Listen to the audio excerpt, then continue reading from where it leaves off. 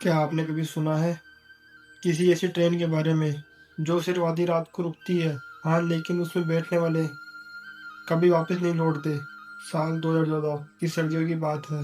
अजय नाम का एक कॉलेज स्टूडेंट दिल्ली से कानपुर जा रहा था। छुट्टियों में घर जाने की बहुत जल्दी थी, लेकिन ऑफिस के काम के कारण उसकी ट्रेन छूट गई। अगली ट्रेन आधी रात 12 बजे थी और उसे मजबूरी में एक सुनसान छोटे से स्टेशन पर इंतजार करना पड़ा। उस स्टेशन का नाम धनपुर जंक्शन था। अजय ने पहले कभी इस स्टेशन का नाम नहीं सुना था। स्टेशन पर न तो कोई भीड़ थी, न कोई दुकान खुली थी। चारों ओर सन्नाटा, ठंडी हवा थी। बस एक पीली टिमटिमाती बत्ती प्लेटफॉर्म के बीचों बीच में जल रही थी। अजय ने इधर उधर देखा। पूरे प्लेटफॉर्म पर सिर्फ वही अकेला था। उसने सोचा, चलो मोबाइल में गाना सुन लेता हूँ। लेकिन अजीब बात ये हुई कि जैसे ही उसने गाना लगाने की कोशिश की, मोबाइल अपने आप बंद हो गया। बैटरी पूरी थी, फिर भी स्क्रीन ब्लैक हो गई। तभी अचानक उसे प्लेटफॉर्म के दूसरे छोर से कदमों की आहट सुनाई दी, धीमे धीमे, जैसे कोई नंगे पैर चल रहा हो। अजय का दिल जोर जोर से धड़कने लगा। उसने ध्यान से देखा तो एक बुढ़ा आदमी सफेद धोती कुर्ते में धीरे धीरे उसकी तरफ आ रहा था। उसके चेहरे पर गहरी झुर्रियां थी और आंखों में बिल्कुल खोखली लग रही थी। वो बुढ़ा अजय के पास आकर बेंच पर बैठ गया और बहुत धीमी आवाज में बोला, बेटा, तुम यहाँ क्या कर रहे हो? ये स्टेशन रात को सिर्फ हाथ पाँव का होता है। अजय की रूह कांप गई। उसने घबरा कर पूछा, आपका क्या मतलब है? बुढ़ा मुस्कुराया और बोला, देखना चाहोगे? जब ट्रेन आएगी तो तुम खुद पता चल जाएगा। अजय डर से सहम गया, लेकिन हिम्मत जुटाकर बोला, मुझे मत डराइए।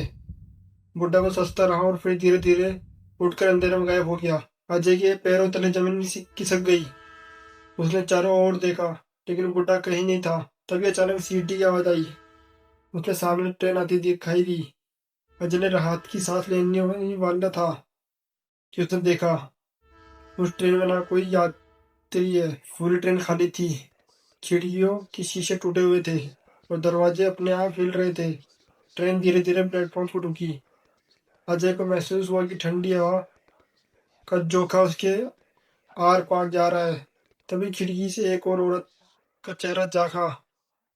आंखें लाल और चेहरा बिल्कुल सड़ा हुआ था। अजय बुरी तरह डर गया। उसने पीछे मुड़कर देखा। तब प्लेटफॉर्म पर दर्जनों परछाइयां खड़ी थी।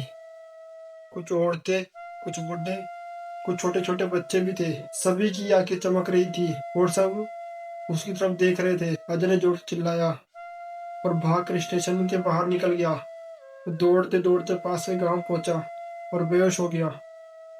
गांव वालों ने उसे होश में लाकर पानी पिलाया। जब अजय ने स्टेशन वाली बात बताई तो गांव के एक बुजुर्ग ने कहा, बेटा, उस स्टेशन को बंद हुए 10 साल हो चुके हैं। वहां रात को जाने की हिम्मत कोई नहीं करता। कहते हैं कई साल पहले उस ट्रेन का एक्सीडेंट हुआ था और पूरी ट्रेन के लोग मर गए थे। तब से आधी रात को वहां भूतिया ट्रेन रुकती है। अजय की हालत सुनकर गांव वाले भी सहम गए। अगली सुबह वह वहां से निकल गया और कसम खाई कि वह कभी भी उस स्टेशन का नाम तक नहीं लेगा। आज भी जब वो आधी रात को उस स्टेशन को याद करता है, अजय की रूह कांप जाती है। वो डरावनी हंसी, वो खाली ट्रेन, वो बुढ़ा आदमी, सब कुछ अभी भी उसकी आंखों के सामने ताजा हो जाती है।